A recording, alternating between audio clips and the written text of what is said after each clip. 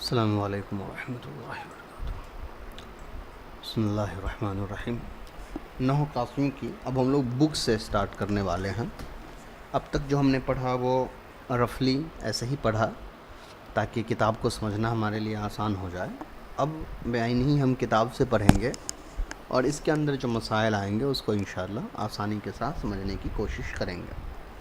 میری آپ سے پھر ایک درخواست ہے، میں نے شروع میں بھی کی تھی، ابھی بھی کر دے رہا ہوں، کہ اس کتاب کو پڑھنے سے پہلے آپ کو نحو کی معلومات ہونی چاہیے، اور جتنی نحو کی معلومات آپ کو ہونی چاہیے وہ معلومات میں نے آپ کو آلریڈی اس سے پہلے کی ساری ویڈیوز میں نے آپ کو بتا دیا ہے۔ غالباً یہ ویڈیو نمبر 9 ہوگا، تو 1 سے لے کر 8 تک کے سارے ویڈیوز دیکھ لیجئے۔ اس کے بعد اگر اس کو پڑھیں گے تبھی آپ کو بہت آسانی سے یہ کتاب سمجھ میں آئے گی اور آسان لگے گی، ورنہ پیچیدہ اور مشکل لگنے لگے گی۔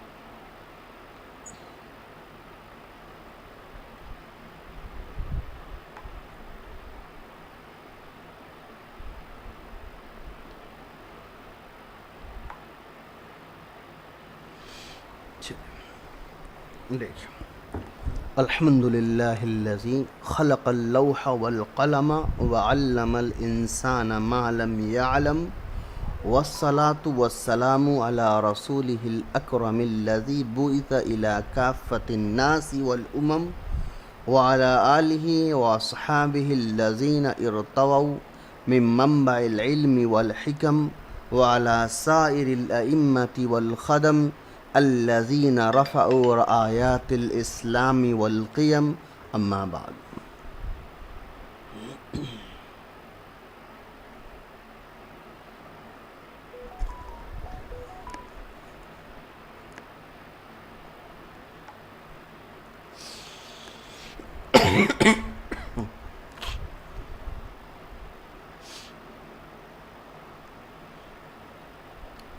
چلیے ترجمہ کر دیتا ہوں۔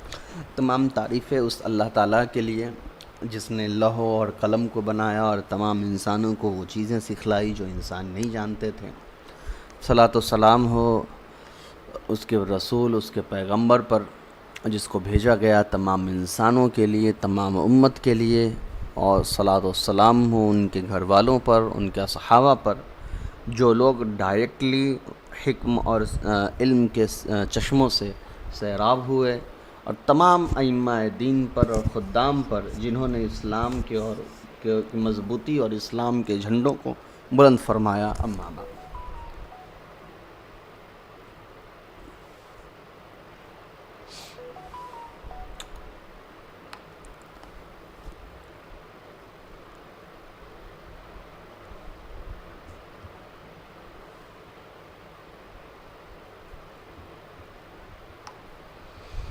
چلیے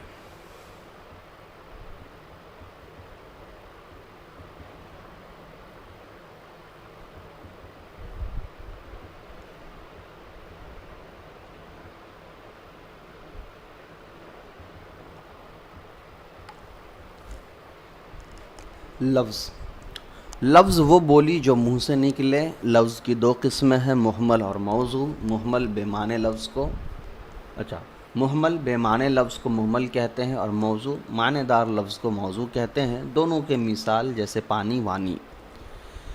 لفظ موضوع کی 2 قسمیں ہیں، مفرد اور مرکب۔ مفرد وہ لفظ جو اکیلا ہو، جیسے لفظ کتاب، اور مفرد دوسرا نام کلمہ بھی ہے۔ چلیے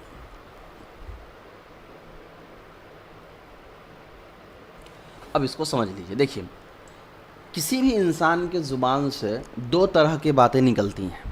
ایک وہ بات ہوتی ہے جس کا کوئی مطلب ہوتا ہے، اور ایک وہ باتیں ہوتی ہیں جس کا کوئی مطلب نہیں ہوتا ہے۔ مثال کے طور پر جب کوئی آدمی کہتا ہے پانی، تو پانی بولنے سے ایک مطلب سمجھ میں آ گیا کہ یہ پینے والی چیز مانگ رہا ہے، لیکن پھر کہا جاتا ہے وانی، مان لیا جائے، کہہ دے، تو پانی کے ساتھ کوئی وانی بھی کہہ رہا ہے، تو وانی کا کوئی مطلب نہیں، وہ الگ بات ہے، الگ زبان میں وانی کے الگ معنی ہو سکتے ہیں، لیکن جو زبان میں ہم بات کر رہے ہیں اگر اس زبان میں وانی کا کوئی مطلب نہیں ہے تو اس کا مطلب یہ لفظ محمل ہو گیا۔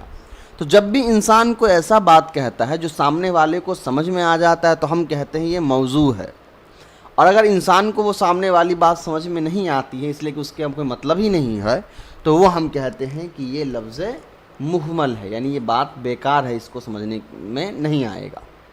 پھر لفظ موضوع یعنی جو سمجھی جاتی ہے باتوں کو، جس بات کا کوئی مطلب ہوتا ہے، اس کی دو قسمیں ہو جاتی ہے، ایک کہلاتا ہے مفرد اور ایک کہلاتا ہے مرکب۔ اب مفرد اور مرکب کیا ہے؟ مفرد کہا جاتا ہے ایک اکیلا لفظ کو، جیسے میں نے کہا کتاب یہ ایک لفظ ہے تو یہ مفرد ہے، قلم یہ ایک لفظ ہے مفرد ہے۔ اور ایک ہوتا ہے مرکب، مرکب کہا جاتا ہے کہ ایک سے زیادہ لفظ آپس میں جڑے ہوئے ہوتے ہیں، جیسے میں کہتا ہوں زید نے دروازہ کھولا، تو یہاں کیا ہوا؟ زید نے دروازہ کھولا، چار لفظ موجود ہے، تو یہ ہو جائے گا مرکب کی مثال۔ مرکب کو کلمہ کہتے ہیں، مفرد لفظ کو کلمہ کہتے ہیں اور مرکب کو کلام کہتے ہیں۔ پوری بات میں پھر سے ایک بار دہرا دیتا ہوں تاکہ نوٹس کے طور پہ آپ سمجھ لیجئے۔ انسان کی زبان سے دو طرح کی بات نکلتی ہے، ایک جو سمجھ میں آتی ہے معنی دار ہوتی ہے، دوسرا جو بے معنی ہوتی ہے۔ جو معنی دار لفظ ہوتا ہے اس کو ہم کہتے ہیں موضوع، اور جو بے معنی لفظ ہوتا ہے اس کو ہم کہتے ہیں مہمل۔ مہمل سے ہم کو بحث بھی نہیں کرنا ہے۔ اب آئیے موضوع کے اوپر۔ موضوع لفظ جو ہوتا ہے وہ دو طرح کے ہوتے ہیں، ایک ہوتا ہے مفرد، ایک ہوتا ہے مرکب۔ مفرد کا مطلب یہ ہوتا ہے کہ وہ لفظ اکیلا ہو، اور مرکب کا مطلب ہوتا ہے کہ وہ لفظ ایک نہ ہو بلکہ ایک سے زیادہ ہو۔ پھر لفظ مفرد جو ہوتا ہے اس کا دوسرا نام کلمہ ہے، جس کو عربی میں کلمتن کہتے ہیں، اور مرکب لفظ کا دوسرا نام ہے کلام۔ ٹھیک ہے، اب آئیے کلمے کی قسمیں۔ کلمہ کتنے طرح کا ہوتا ہے؟ تو پہلے مثال دیکھ لیجئے۔ پڑھنے کو کہا جاتا ہے قرأ، کاپی کو کہا جاتا ہے کراستن، سے کو کہا جاتا ہے من، لکھتا ہے کو کہا جاتا ہے یکتبو، پنسل کے معنی ہے مرسامن، مرسمن، اور تک کے معنی ہے الہ۔ اب دیکھیے ملاحظہ، عزیز طلبہ، دیکھو ان کلمات بالا میں غور کرنے سے ہمیں تین طرح کے کلمات نظر آئیں۔ بعض تو ایسے ہیں جن کے معنی خود نہیں انہی کلمات سے معلوم ہو جاتے ہیں، کسی دوسرے کلمے کو ملانے کی ضرورت نہیں ہوتی ہے، جیسے پڑھا، قرأ، کاپی، کراستن وغیرہ۔ ایسے معنی کو کامل معنی کہتے ہیں۔ پھر ان میں سے کسی کلمے میں زمانہ کے معنی بھی ہوتے ہیں، جیسے پڑھا قرأ میں زمانہ گزشتہ کے معنی ہیں، اور لکھتا ہے یکتبو میں زمانہ موجودہ کے معنی ہیں۔ اور کسی کلمے میں زمانہ کے معنی نہیں ہوتے ہیں، جیسے کاپی، کراستن، پہلے کو فعل اور دوسرے کو اسم کہتے ہیں۔ بعض کلمات ایسے ہیں جن کے معنی دوسرے کلمے کے ملائے بغیر معلوم نہیں ہوتے اور نہ ان میں کوئی زمانہ ہوتا ہے، ایسے معنی کو ناقص معنی کہتے ہیں، جیسے سے کے معنی ہے من، اس سے کوئی معنی معلوم نہیں ہوئے۔ پھر جب یہ کہا کہ میں ہارپور سے چلا، سرت من ہافور، اب لفظ سے من کے ذریعے چلنے کی ابتدا کے معنی معلوم ہوئے، ایسے کلمے کو حرف کہتے ہیں۔ دیکھیے یہاں انہوں نے مصنف رحمۃ اللہ علیہ نے اس کتاب کے اندر اسم، فعل اور حرف جو کلمے کی تین قسمیں ہیں اس کو بیان فرمایا ہے کہ کلمہ تین طرح کا ہوتا ہے، ایک ہوتا ہے اسم، دوسرا ہوتا ہے فعل، اور تیسرا ہوتا ہے حرف۔ اسم وہ کلمہ ہوتا ہے جس کا اپنا ایک مطلب ہوتا ہے اور اس میں کوئی زمانہ موجود نہیں ہوتا ہے۔ فعل وہ کلمہ ہوتا ہے جس کا اپنا ایک مطلب ہوتا ہے اور اس کے اندر ایک زمانہ بھی موجود ہوتا ہے۔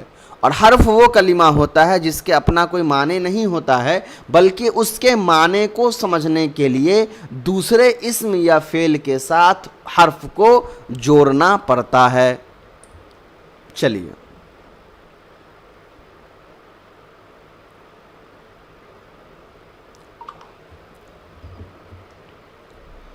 اب تعریفات و تقسیم سنیے۔ کامل معنی ایسے معنی جس کو کلمہ از خود بنائے۔ کامل معنی کیا ہوتا ہے؟ کامل معنی کا مطلب یہ ہوتا ہے کہ ایسا لفظ ہوتا ہے جو سنتے ہی ہم کو اس کا مطلب سمجھ میں آ جائے۔ جیسے میں نے کہا کتابن، اس کے معنی ہو گئے کتاب.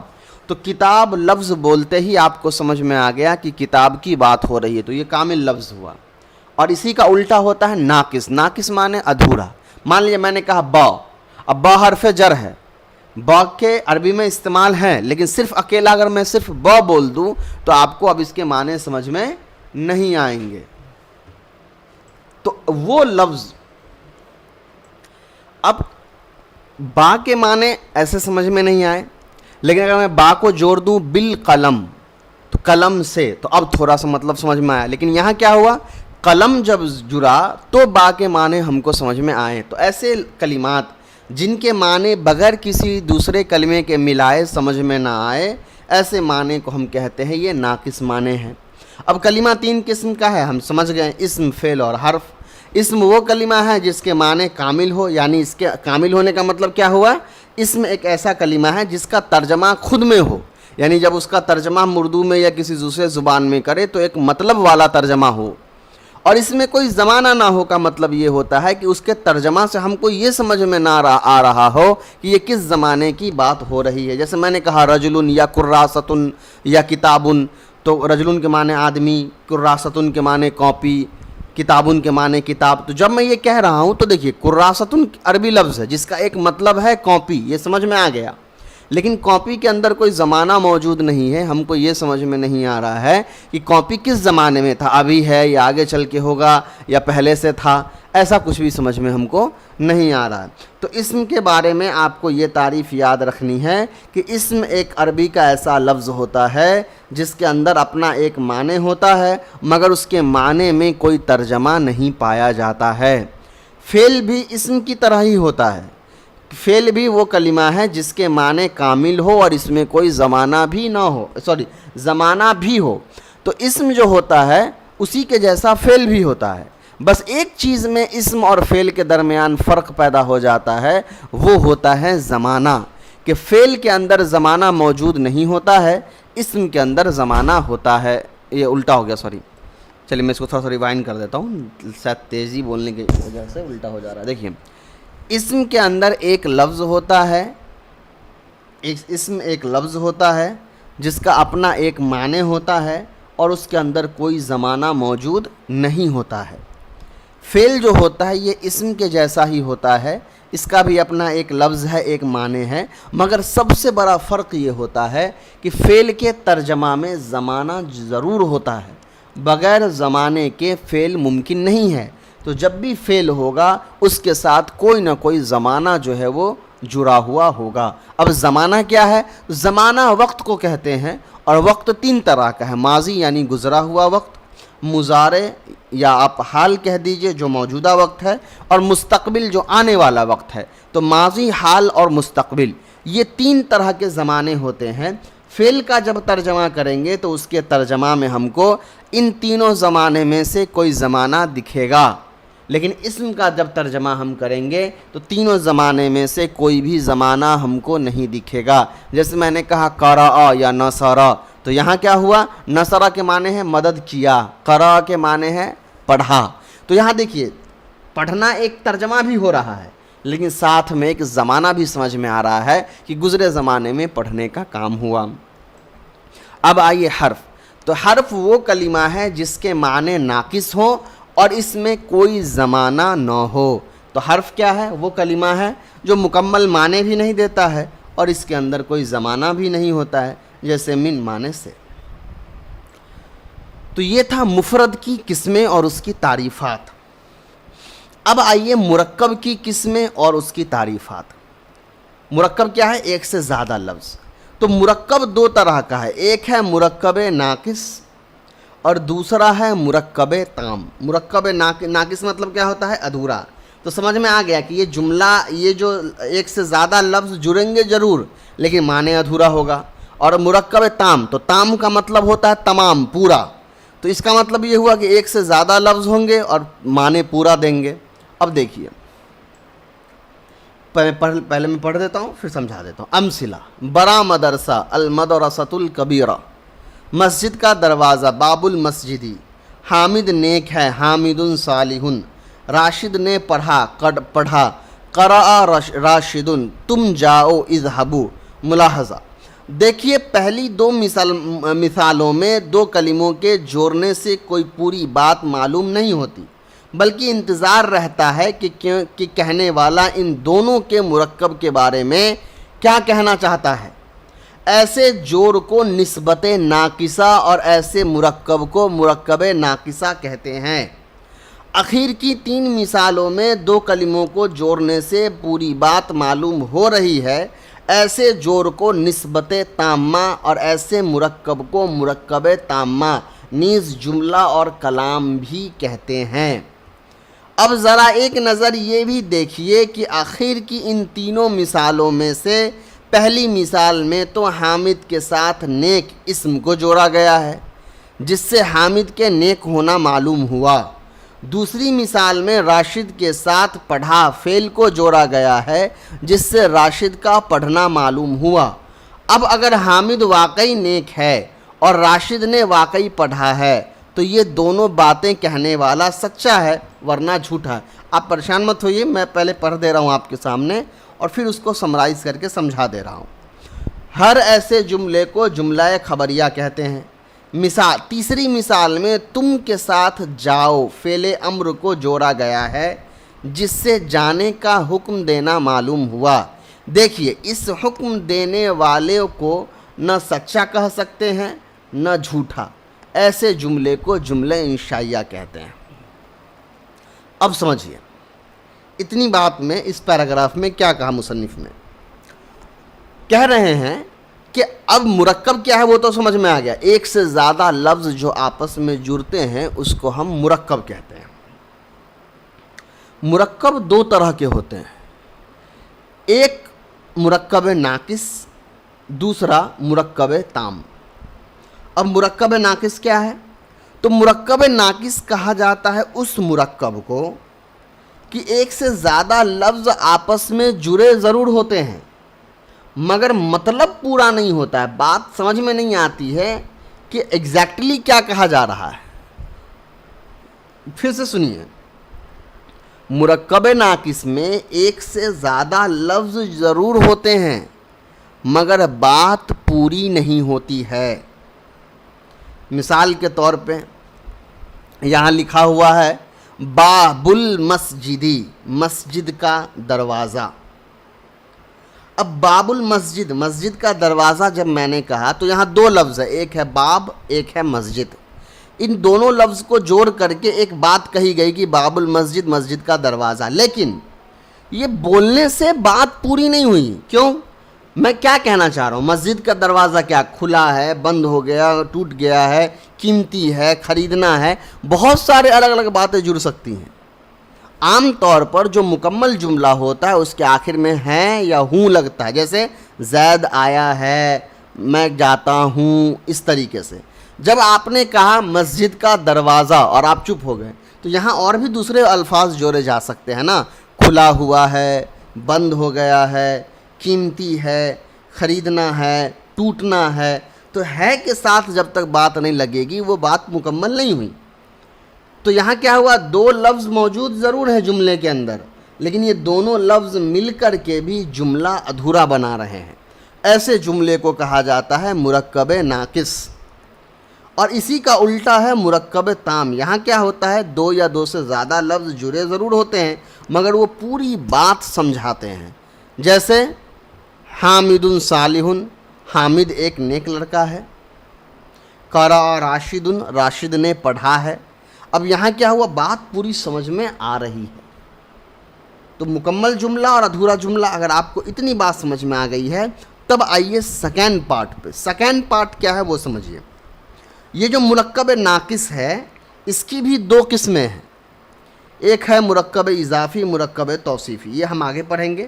مرکب تام جو ہے، مرکب تام کی دو قسمیں عام طور پر ہوتی ہے. ایک ہوتا ہے جملہ اسمیہ اور ایک ہوتا ہے جملہ فعلیہ. جملہ اسمیہ کا مطلب ہوتا ہے جو جملہ اسم سے شروع ہوا ہو، اور جملہ فعلیہ کا مطلب ہوتا ہے جو جملہ فعل سے شروع ہوا ہو. جیسے زید عالم، تو یہاں زید شروع میں آ گیا، یہ جملہ زید سے شروع ہوا ہے تو ہم کہیں گے یہ جملہ اسمیہ ہے. اور جب میں نے کہا نصر زیدن تو یہاں کیا ہوا؟ نصر فعل ہے تو زیدن جو یہ جملہ جو ہے جملے فعلیہ ہو جائے گا۔ اب ہاں، اب آپ یہاں پہ تھوڑا سا آپ کو ڈاؤٹ ہو سکتا ہے کہ یہ نصر وغیرہ کیا ہے، تو میں نے پہلے ہی کہا کہ جب تک آپ نے پرانے ویڈیوز نہیں دیکھے ہوں گے یہ آپ کو مشکل لگے گا، تو پہلے وہ ویڈیوز دیکھ لیجئے پھر اس کو آ کر کے سمجھیے۔ اچھا، تو یہ جو جملے تام کی میں نے فرق بتائی، قسم بتائی آپ کو، جملے اسمیہ اور جملے فعلیہ، یہ جملے کی ترکیب کے اعتبار سے ہے۔ ترکیب کا مطلب کہ جملہ کیسا ہے، جملہ اسم سے شروع ہوا یا جملہ فعل سے شروع ہوا۔ لیکن جملہ تام یا مرکب تام کی ایک اور قسم ہے جو جملے کی صفت کے اعتبار سے ہے۔ اب جملے کی صفت کا مطلب کیا ہوا؟ جملے کی صفت کا مطلب یہ ہوا کہ اس جملے کا ترجمہ کیسا ہو رہا ہے اور اس کے معنی کیا نکل رہے ہیں، اس کے اعتبار سے بھی جملے کی ایک قسم ہے جس کو ہم کہتے ہیں جملہ انشائیہ یا پھر جملہ خبریہ۔ تو جملے کے تام یعنی مکمل جملے مرکب تام کی صفات کے اعتبار سے دو قسمیں ہو جاتی ہے، ایک کہلاتا ہے جملہ انشائیہ اور ایک کہلاتا ہے جملہ خبریہ۔ اب جملہ خبریہ کیا ہے اور جملہ انشائیہ کیا ہے، ذرا اس کو سمجھ لیجیے۔ دیکھیے، جملے انشائیہ ہر اس جملے کو کہتے ہیں جس میں خبر نہیں ہوتا ہے۔ اب کیا مطلب ہے؟ خبر کا مطلب کیا ہوتا ہے وہ سمجھیے۔ میں نے کہا آپ سے مان لیا جائے کہ زید آ رہا ہے، تو میں نے یہاں کیا کیا؟ زید کے آنے کی خبر آپ کو دی، آپ کو بتایا کہ زید آ رہا ہے۔ خبر کو کہا جاتا ہے عام طور پر کہ کسی انسان کو کوئی ایسی بات بتانا جو اس انسان کو یا تو معلوم ہی نہیں ہے یا اس کو یاد دہانی کے لیے بتانا۔ تو جب میں نے آپ سے کہا زید آ رہا ہے تو یا تو آپ کو زید کے آنے کی بات معلوم نہیں تھی، تو میں نے آپ کو کیا کیا؟ بتایا، سمجھایا، تو یہ خبر کی تعریف ہے۔ تو جملے انشائیہ ایسا جملہ ہوتا ہے جس میں کوئی خبر نہیں ہوتی ہے، اس میں انسان کو کوئی بات سمجھائی نہیں جاتی ہے، پڑھائی یا بتائی نہیں جاتی ہے، بلکہ وہ ایک الگ جملہ ہوتا ہے۔ جیسے مان لی میں نے کہا پانی لاؤ، تو اب میں نے کہا پانی لاؤ، تو یہاں میں نے آپ کو خبر نہیں دی ہے پانی کے بارے میں، بلکہ آپ کو ایک حکم دیا ہے۔ یہاں میں نے آپ کو پڑھایا نہیں ہے، سمجھایا نہیں ہے، تو یہ جملہ کیا ہو جائے گا؟ انشائیہ ہو جائے گا۔ ٹھیک ہے؟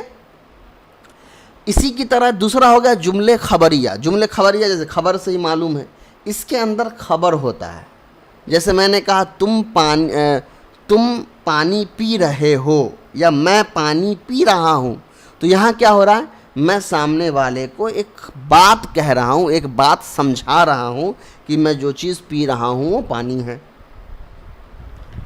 چلیے، تو اب کیا ہم نے ابھی تک اس کو سمرائز کر لیا ایک بار۔ ہم نے ابھی تک کیا پڑھا؟ ہم نے یہ پڑھا مفرد کے بارے میں تو ہم نے پڑھ لیا، مرکب کے بارے میں ہم نے پڑھا، اب اس کی تعریفات سن لیجئے، اس کے بعد کی چیزیں ہم کل پڑھیں گے۔ اب آپ کو کیا کرنا ہے دیکھ لیجئے، یہ تو میں تعریفات سمجھا دیتا ہوں، پھر ابھی تک ہم نے جو کچھ پڑھا اس کو میں شارٹ میں سمرائز کر کے سمجھا دیتا ہوں، ایک بار آپ بھی دہرا لیجئے گا تو وہ باتیں ذہن میں اور پختگی کے ساتھ جم جائے گی۔ پہلے تعریف سن لیجئے، پھر اس کو آخر میں مختصر خلاصے کے طور پہ بات ہو جائے گی۔ نسبت کیا ہے؟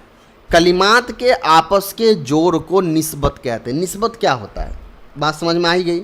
دو لفظ آپس میں کیسے جڑا ہوا ہے اس کو نسبت کہتے ہیں۔ کہ مان لیے زید عالم ہے، تو عالم اور زید یہ دو لفظ ہیں، اب یہ دو لفظ آپس میں کیسے جڑے ہوئے ہیں اس کو ہم نسبت کہتے ہیں۔ اب نسبت دو طرح کا ہوتا ہے، ایک ناقصہ اور ایک تامہ۔ یہ کوئی بڑی چیز نہیں ہے، یہ وہی بات ہے کہ اگر دو لفظ جڑ کر کے مکمل بات کہے تو وہ نسبت تامہ ہوا، اور دو لفظ آپس میں جڑ کر کے ادھوری بات کہے تو وہ نسبت ناقصہ ہو گیا۔ چلیے، نسبت ناقصہ، کلمات کے درمیان ایسی نسبت جس سے پوری بات معلوم نہ ہو، جیسے اوپر کی دو مثالوں میں ہے۔ اور مرکب ناقصہ، مرکب ناقصہ ایسا مرکب جس سے دیکھیے کتاب کے اندر ایسا ہے نا کہ بات ادھر سے ادھر لکھ دی گئی ہے، تھوڑا سا میں اس کو کرٹیسائز نہیں کر رہا، جیسا بھی نسبت تامہ ہوا اب نسبت ناقصہ ہونا چاہیے تھا۔ چلیے، نسبت تامہ ناقصہ کیا ہوا؟ سمجھ میں آ گیا؟ نسبت تامہ ایک اسم کی طرف دوسرے اسم یا فعل کی ایسی نسبت جس سے پوری بات معلوم ہو جائے، جیسے آخر کی تینوں مثالوں میں ہوا. تو نسبت تامہ کا دوسرا نام اسناد بھی ہے. نسبت تامہ کیا ہے؟ نسبت تامہ کا مطلب ہے کہ دو یا دو سے زیادہ لفظ آپس میں جڑے ہوئے ہیں اور جڑ کر کے وہ مکمل بات بیان کر دے رہے ہیں، تو وہ نسبت تامہ ہو گیا. مرکب ناقص کیا ہے؟ میں نے سمجھا ہی دیا. ایک سے زیادہ لفظ آپس میں جڑتے ضرور ہیں مگر بات پوری نہیں ہوتی ہے. اب آتا ہے مسند اور مسند الیہ. مسند کیا ہوتا ہے اور مسند الیہ کیا ہوتا ہے، اس کو سمجھ لیجیے.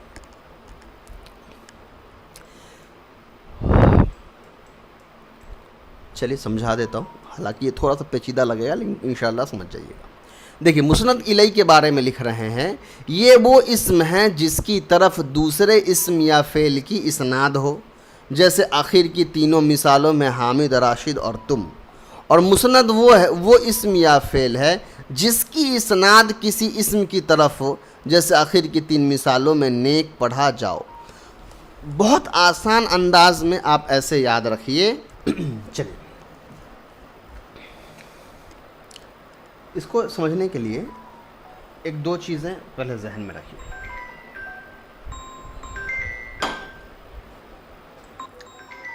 بار بار کال آ گیا، بات بے ذہن سے نکل گئی. اچھا چلیے، تو ہم لوگ بات کر رہے تھے کہ مسند اور مسند الیہ ہوتا کیا ہے نا.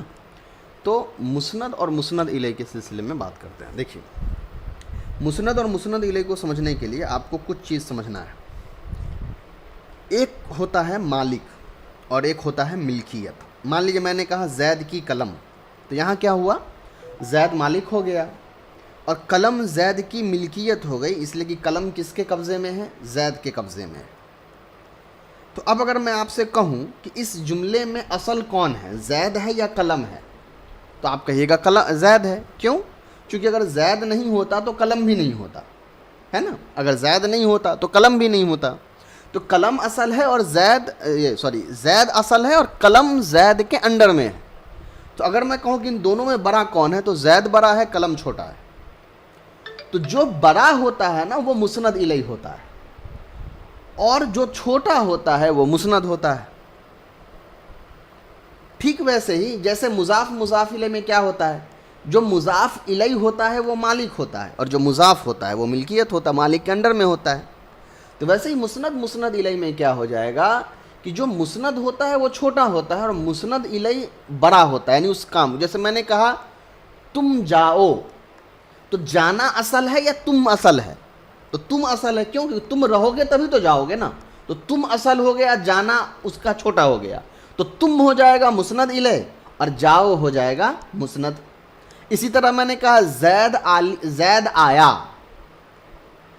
تو آنے والا کون ہے؟ زید. تو زید بن جائے گا مسند الیہ اور آیا ہو جائے گا مسند.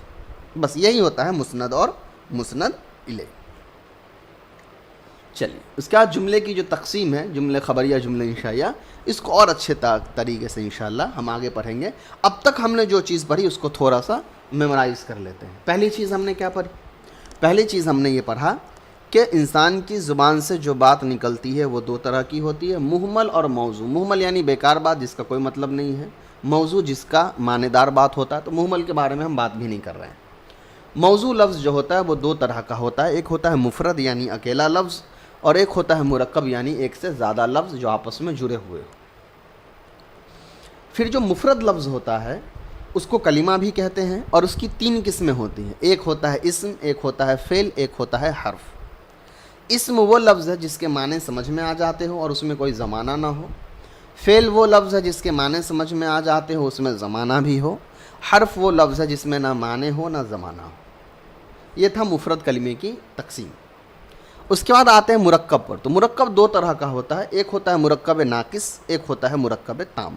مرکب ناقص یعنی ادھورا جملہ جس سے بات پوری طرح سمجھ میں نہ آئے. ایک ہوتا ہے مرکب تام، مکمل جملہ جس سے بات پوری طرح سمجھ میں آ جائے.